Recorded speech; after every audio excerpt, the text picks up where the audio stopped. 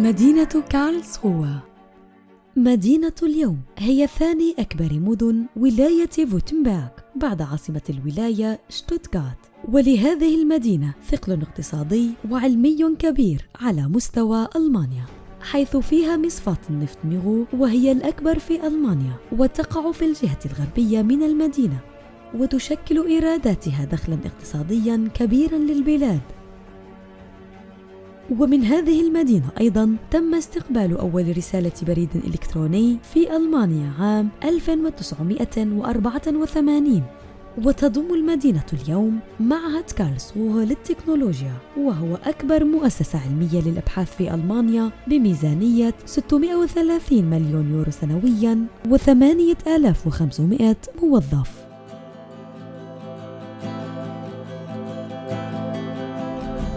والآن لنبدأ سريعاً رحلتنا السياحية من أجمل وأبرز معالم المدينة التي لا تكتمل دون زيارتك لقصر كارلسروه والتمتع بالطراز وفن البناء في العصور الحديثة، الذي بني عام 1718 وكان قصراً للناخبين والدوقات. أما اليوم فهو متحف كبير. للقصر بوابة كبيرة أولية كما نشاهد، وهي منفصلة عن القصر وتعتبر المدخل. وهنا باب القصر الداخلي ذو الأعمدة الملساء والمزخرف بألوان ذهبية من الأعلى، وفي ساحة القصر نافورتين دائريتين، ويحيط بالقصر حدائق مصممة بأبعاد ودقة متناهية، ويعتبر القصر تقريباً الحد الفاصل بين المدينة وغاباتها الشاسعة.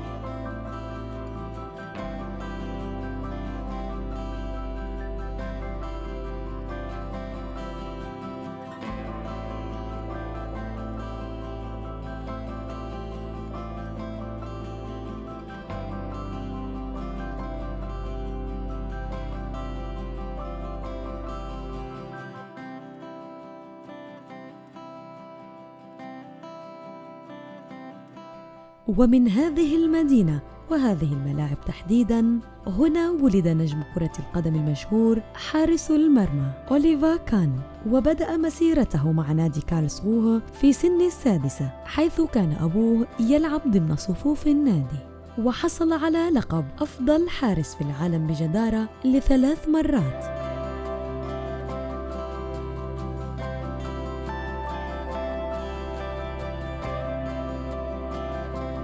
هنا وبهذه المدينة يقع مقر أحد أهم السلطات القانونية في ألمانيا، وهي المحكمة الدستورية. لذلك تشهد هذه المدينة نشاطاً كبيراً لدوريات الشرطة التي تحفظ أمن المحكمة الدستورية.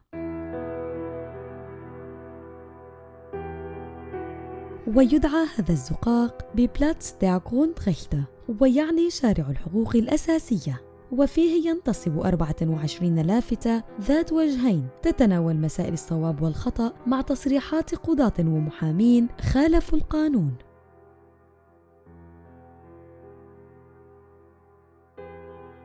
عند ساحة البلدية يجد الزائر هذه الصور القديمة لنفس المكان هنا، ولكن في زمن آخر بالأسود والأبيض، وزمن العربات والخيول واللباس الأوروبي القديم. في لقطة جوية لهذه الساحة نرى اليوم 3 معالم مثيرة للاهتمام، وأولها الهرم المشهور في هذه المدينة، وهو مبني من الحجر الرملي لمؤسس المدينة تشارلز الثالث ويليام.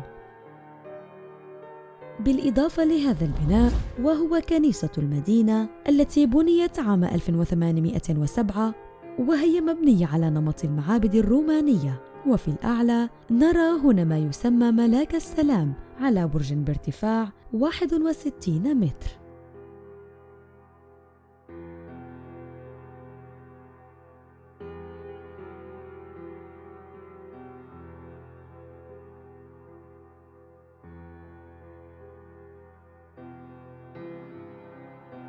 وفي الجهة المقابلة يقع هذا المبنى الأحمر، وهو بناء البلدية الذي بني عام 1825.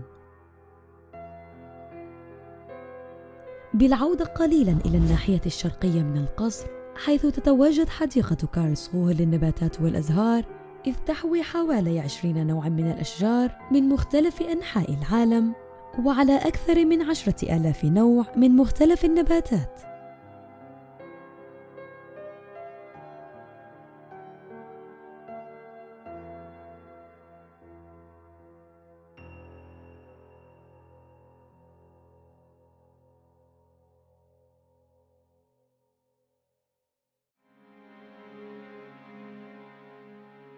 أمام مول أتلينغاتوا في وسط المدينة ينتصب أحد صروح هذه المدينة فافاسونغزويلا، أو بالعربية عمود الدستور. تم بناؤه عام 1827 بارتفاع 8 أمتار ليكون امتناناً لمؤسس دستور البلاد آنذاك كارل فريدريش. كنيسة سان شتيفان التي بنيت عام 1814 هي أحد الأبنية المتميزة بأسلوب وطراز بنائها كما نرى، فهي تشابه قليلاً آيا صوفيا في تركيا من ناحية القبة المدورة في الأعلى. ونأتي أخيراً إلى الشريان النابض لمدينة كارلسروه، شارع القيصر الممتد حوالي 2 كيلومترين، ويتوسط هذا الشارع خط ترامواي في كلا الاتجاهين، وتنتشر على طول الطريق الأسواق والمولات والمطاعم ومحلات المدينة المختلفة. نترككم الآن مع بعض اللقطات، وإلى اللقاء في فيديو آخر ومدينة جديدة من قناة تيكت.